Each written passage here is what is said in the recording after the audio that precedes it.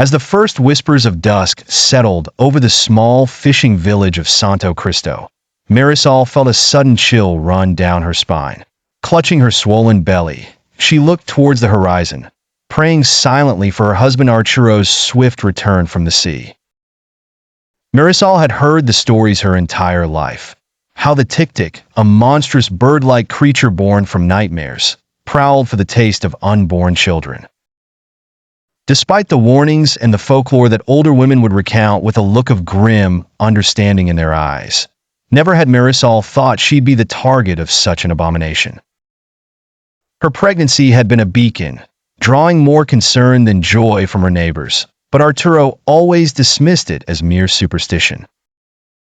Tonight, the sky wore a veil of blood-red hues, a sinister canvas where the darkness brewed.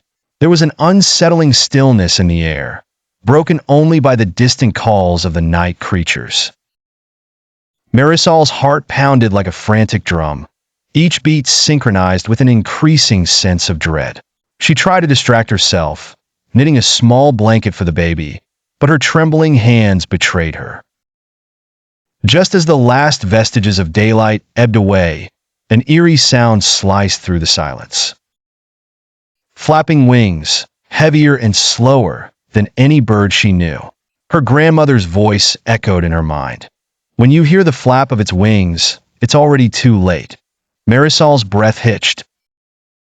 The stories painted the Tiktik as a creature enshrouded in shadows with wings like a bat and talons sharper than any blade.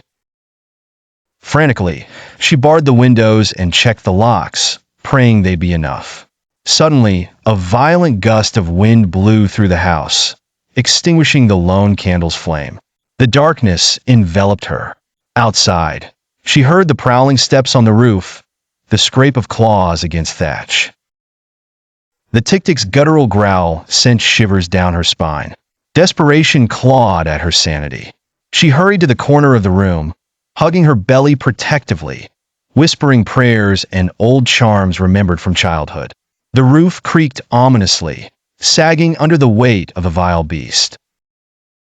Just as the wooden beams threatened to break, the sound of Arturo's voice calling her name sliced through the terror.